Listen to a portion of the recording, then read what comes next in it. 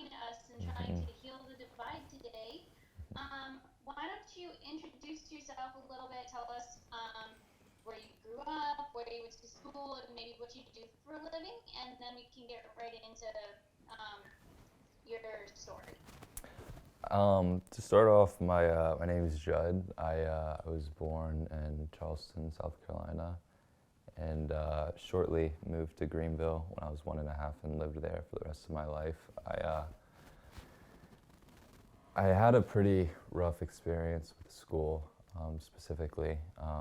I Around fourth grade, I started to show symptoms of someone that has dyslexia, and by fifth grade, it got pretty difficult with the curriculum, and there was just like a noticeably like decline. So we did a few testing, and fortunately, there was a school in Greenville that teaches dyslexic children, and I ended up going there for half of fifth grade, and then shortly after went to another dyslexic school for the rest of my middle school until the end of eighth grade. And then shortly after that, I went to high school, and then dropped out of ninth grade shortly after my ninth grade year. I just decided that it just wasn't going anywhere. It's hard to describe, but my like I don't know, I have this thing that they refer to as selective learning, and that's caused a lot of difficulty, specifically regarding the specific curriculum that they teach, and it's not been in alignment at all with what I feel is my purpose. And I don't know, it's something that I couldn't rationalize when I was a kid, what I felt my purpose was, but it, was certainly felt, and I was trying to navigate that. And, I'm very fortunate too to be in a situation where I don't have to where I can pursue different financial things outside of a normal curriculum that that I would receive in college and things like that. And right now, I'm currently pursuing. It's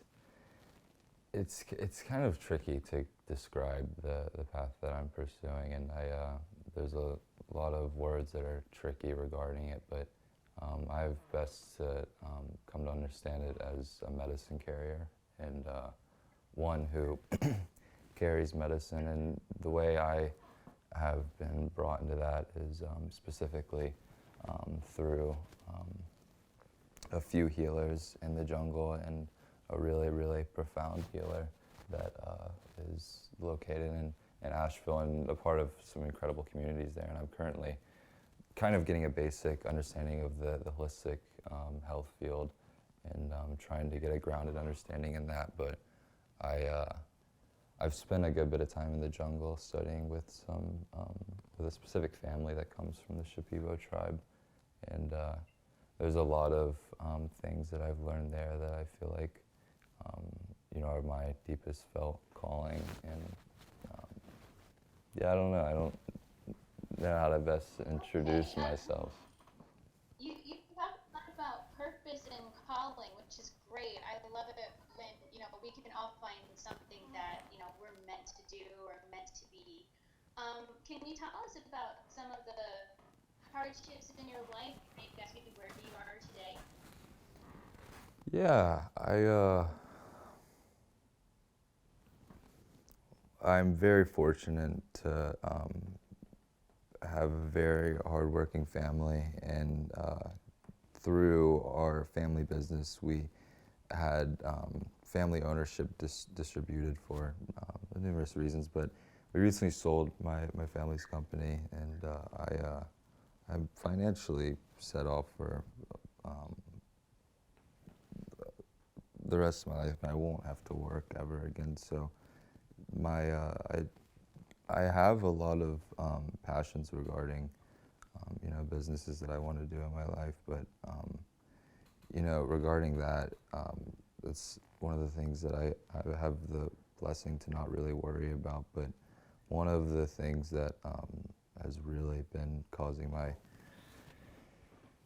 body a great deal of pain and disharmony since I was young to this day is specifically our relation to this land. I can't describe it, but I didn't get to have this perspective of where my heart was until I was completely taken out of this space, taken out of the country and spent time with different cultures. But I realized that my heart had been like in pain my entire life, and it all was involved with the way in which the people around me related to the land. And it's hard to describe how I came to that understanding, but that's been one thing that has been like kind of hard to understand, how like there's been like a massive emotional decline, and like just so much weight on my emotions regarding just things I feel, and then on top of that the things that I would see. But so that's one thing that is kind of like and burdened me for my whole life, and still to this day, and why I strive to walk in right relation with this planet and the land that I stand on.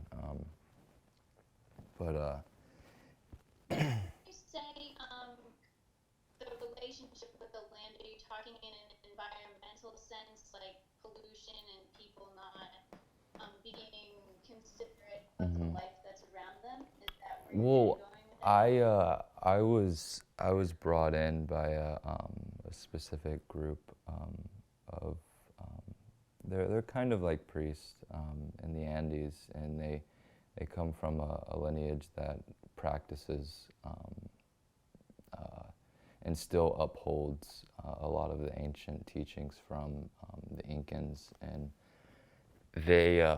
their main thing is reciprocity, and it's as simple as that. And they say that all of our illness is sourced from whenever we step out of reciprocity with ourselves and with the people around us, with the earth, our direct relation with the earth, and things like that. And what I've learned is like very few people actually are in communication with the earth, with the food they consume on a daily basis, and it's hard to describe, but there's a specific thing with reciprocity where it's a balance that has kept everything in a natural state for as long as time, and everything seems to revolve in this orb of reciprocity.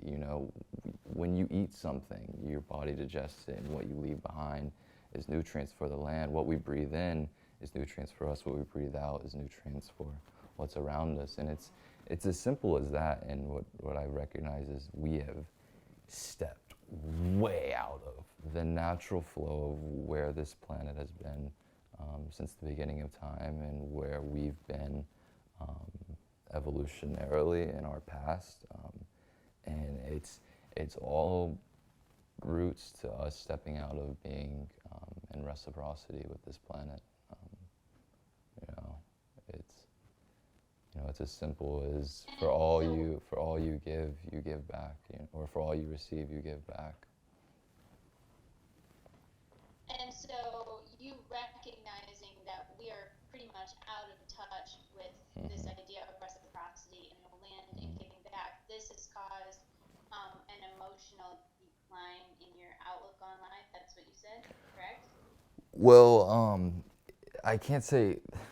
Well, it certainly clouded my vision throughout my life, and like obscured my view of beauty and what this place actually is. I had an experience where I went to Kauai, and Kauai is a very, very pure place. There still has been horrible things that have happened there, throughout history, but it's one of the few places that still upholds that purity at a really, really deep level, and that beauty. And when I went there, I was so taken back by the beauty that I just wept and wept for hours. And I was basically realizing that there had been like just something clouding my vision from seeing the beauty, the true natural beauty of the land that I've lived in my entire life.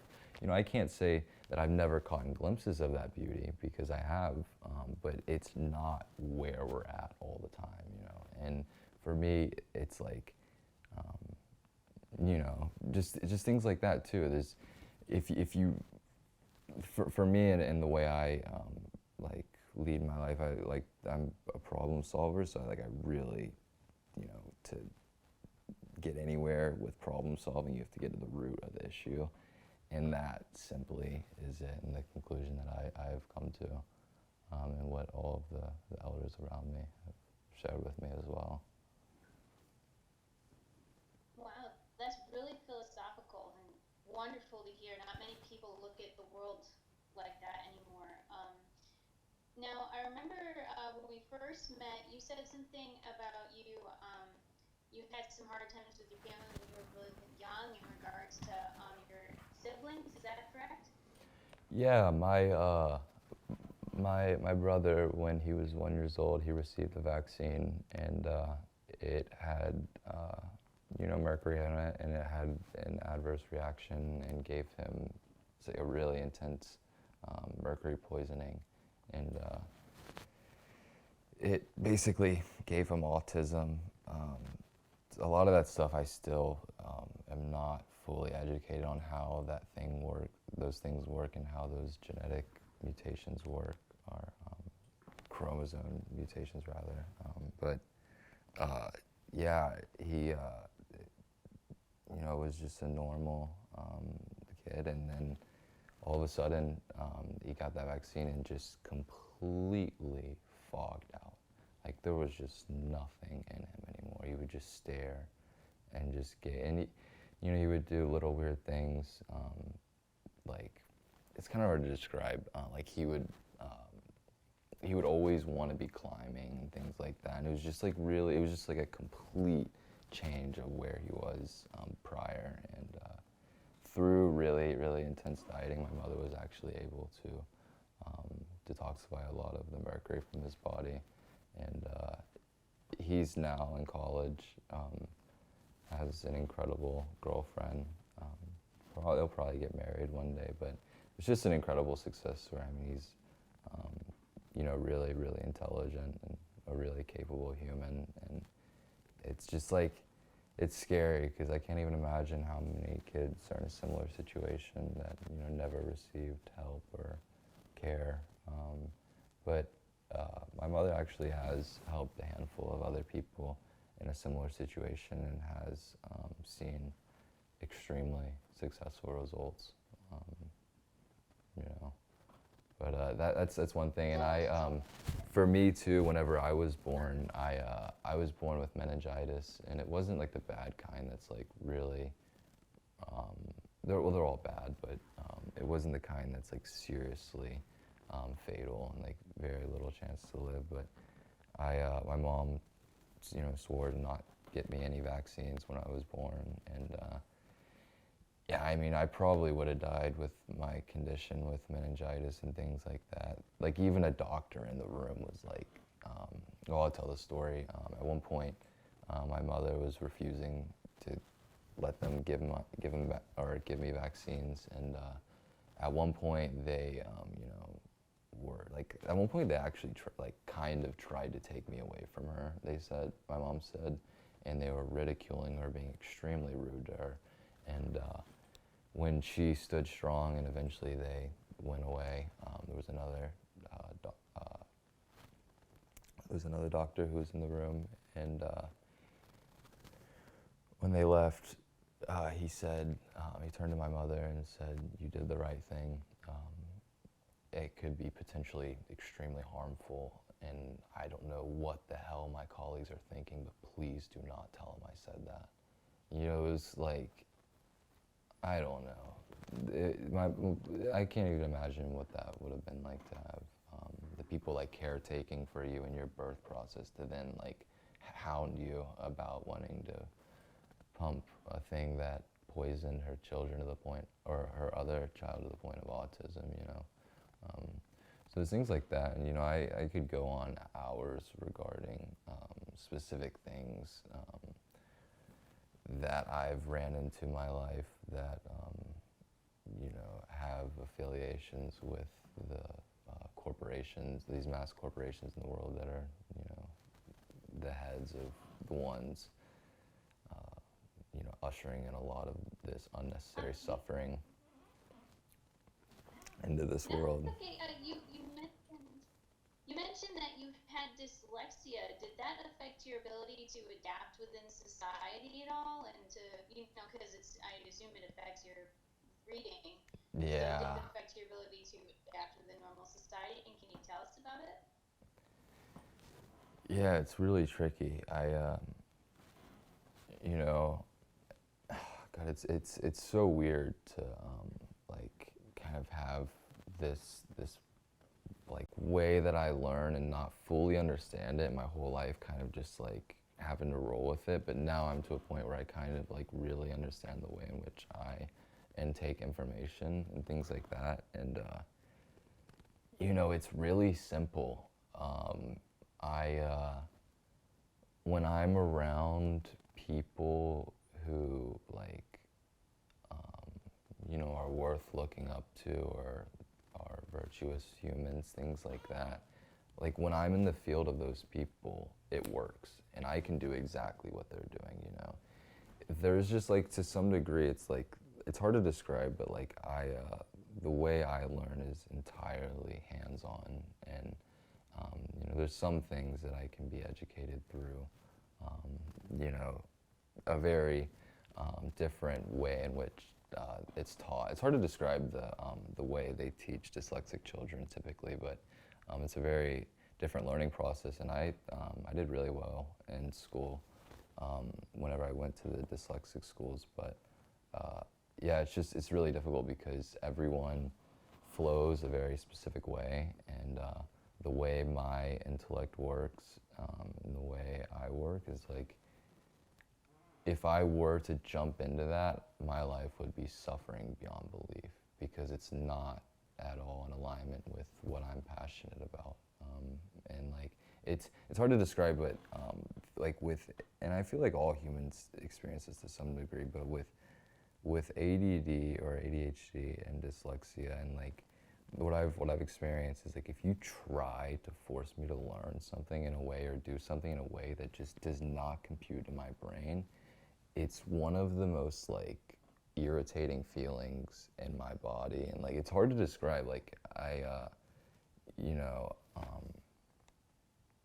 yeah, it's just like, it's really frustrating, and like, I feel like to some degree I could push past that, but it would be like literally accepting, you know, because like whenever I'm doing that, it like just feels like, you know, it feels like hell, it feels like prison to some degree, to like make me go into that field of like focus that just doesn't compute right at all. So you know, there's, to some degree, it's like, yeah, I don't flow at all with normal society, but I have a very interesting intellect, and you know, the way my brain works is I can be extremely useful in society. It's just like, you know, you just have to know how to cater to these people better, you know. And I feel like, and it's just integrated through more play, you know, simply like what I've learned is that, like, you know, if, especially with the ADHD mind, if there is no like play at all involved, it's like you're stepping out of a completely different reality that that person lives in typically. And may I say this one point, rather than you know, look at it as like, oh, these people need more play, they need more attention, rather than like be like, oh, this is the problem. Like, I feel like society would learn a lot if we adapted around those people and integrated play more into our education system, more into our work field, things like that. But what are you about to say? You're helping helping me because I have a daughter who has autism and ADHD, and she's kind of the same way, and I homeschool her um, because it's hard for her to integrate Mm-hmm. in with other people with the way that she thinks because her brain, she's hardwired differently. Mm. Um, and so I was wondering, have you ever run into a situation where because you think differently, you felt judged by other people or people really misunderstand you or anything like that? And how did that make you feel as a person?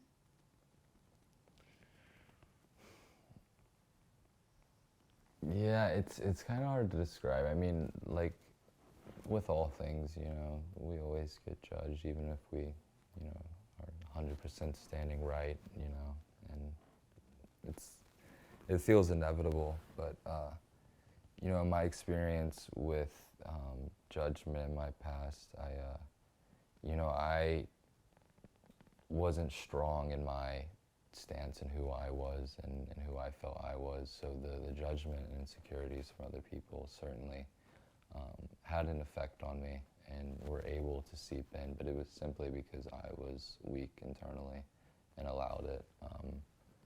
But to some degree, it's like, I don't know, if, you know, it's really, it's hard. I mean, it's, what I've learned is like, I just like humans in general, they just are always in their own world, talking from their own world, you know, and very rarely do you get checked by a human that is like, you know, not just projecting their reality or trauma, things like that.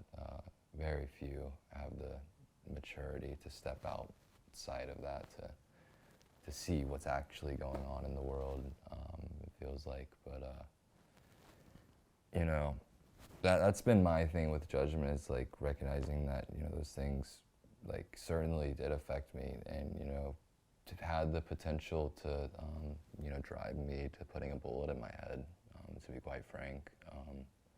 And yeah, but for me though, it's like um, it's only made me stronger because I've been able to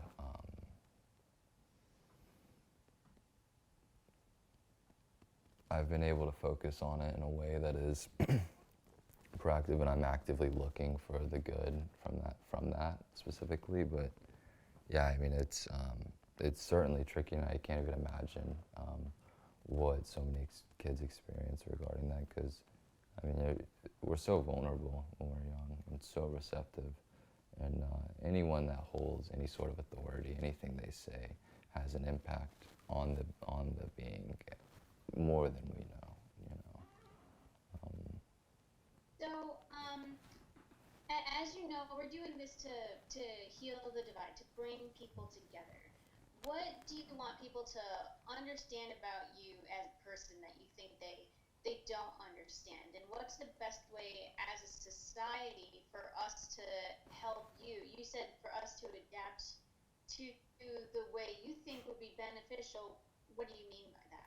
I don't think at all to adapt like, the way I think, but rather to you know, look and like really maybe extrapolate things from this specific group of people that experience reality in a specific way, and see ways in which we could be living happier. Because in my understanding, it's like, you know, we could be living in paradise, and it's simply if we were to construct our world in a way where our work and our learning is integrated through play.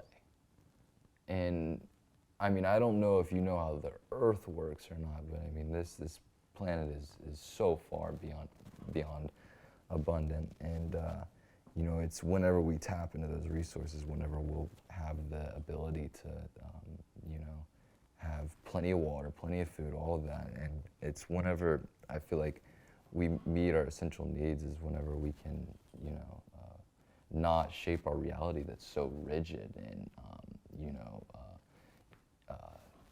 ridden of beauty. Because what I've learned in my life is the only thing that really inspires me is beauty, and like that's like the thing that really drives me. And if you take the beauty out of everything, no one knows what they're fighting for anymore. You know, that if I've been traveling around the U.S. the past like 3 months, and I mean, on average, I mean, it's just like what I see is just not pretty. I mean, architecture, things like that. It's just really, really ugly, and it's cheap, things like that. And if we had a more emphasis on making things more beautiful, and yeah, you know, it's like we can do these things, and these things are all logical understandings that we can all come to, but you know, it's just really a matter of people all collectively, you know, awakening to the steps and the people who are guarding the most sovereign world we can attain. And that's why I have such massive respect for RFK Jr. and what he's doing.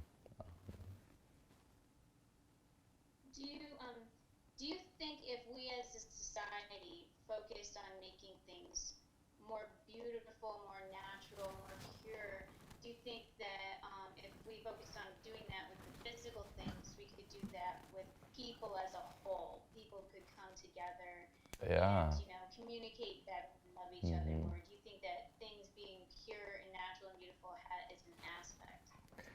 Well, 100%. I mean, those things go hand in hand, you know. What's so hard to relate with people is because we all live in so many different worlds. It's like that person passing by me, you know, it's so hard to describe, but everyone is living completely different lives. I mean, that person could have passed you could have, you know, grew up in Africa. It's just people are all over the place here, and there's not like a solid coherence, it feels like, with the collective field. And what I've learned is what brings coherence is shared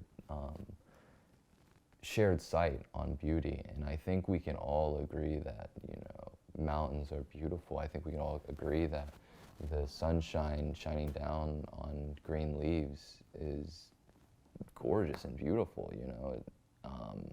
And that inherently is the beauty that we can all come together and understand that that is what life is about, and that's where everything that we need to live off of comes from, is that beauty.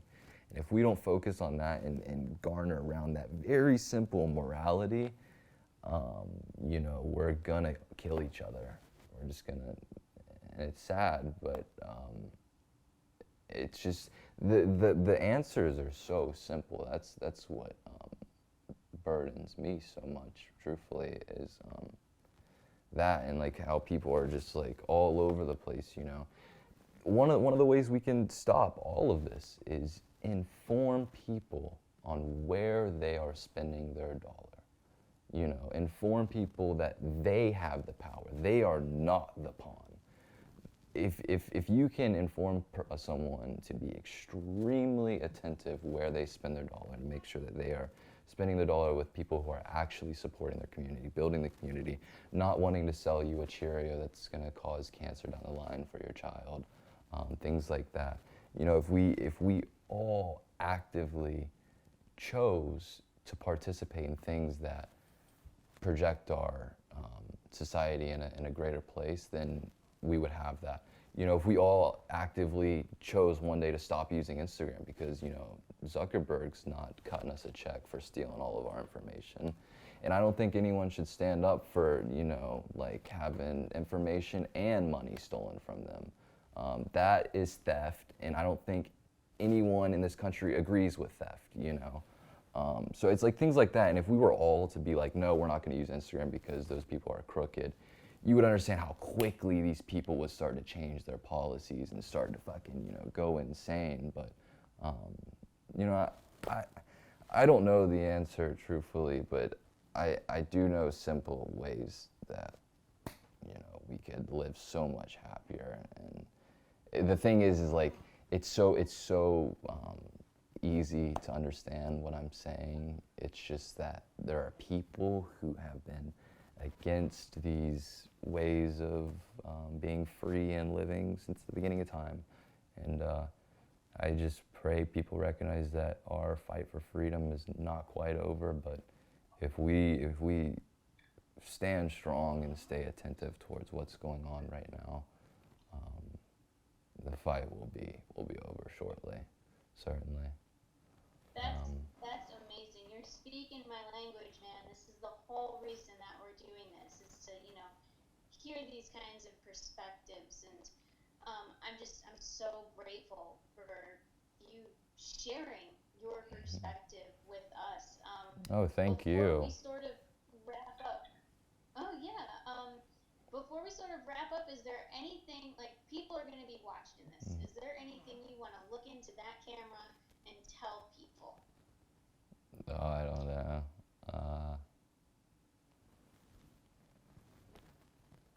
Yeah, I don't know, honestly. I want to say That's all thank right. you. I want to say thank you. I mean, this is pretty incredible what's happening here. I've never. I mean, I've had people certainly like close to me, reach out to me, wanting to know what's going on with me and things like that. But it's rare that like people who like actually are wanting to make massive change just like came out and like want to hear me. And I feel like that's really rare that people get to be heard like that. So I'm extremely grateful for that. And yeah, I'm extremely excited about this campaign and to see the trajectory of all of this. Yeah. That's great. Thank you so much for your time. As a sidebar, and this isn't meant to be included in the interview, you said you were doing a healer thing in Asheville. We're actually going to Asheville, Sonia and I, in a couple of days for the Truth Rally, and I was wondering if you were going to be there, because we actually know a healer who is going to the Truth Rally. So I was wondering if it was some weird coincidence. I have some things on my schedule, but I did hear about that rally. But no, I won't be there, unfortunately. Okay, well, we'll go there for you, and we'll wear purple, and we'll dress all pretty, and we'll be decked out in RFK gear too. It'll be awesome. Sonia and I are gonna decorate her SUV, right, Sonia? Okay. I know I've been silent the whole time, but I've been riveted listening to the story here. Thank you so much. Yeah, thank you. I totally, I was vibing along with you. Like Sam said, it helped her. It helped me also. Because in a lot of instances, I can relate being. I guess I would be classified as I don't know, probably on the spectrum, a near late stage neurodivergent person, which is,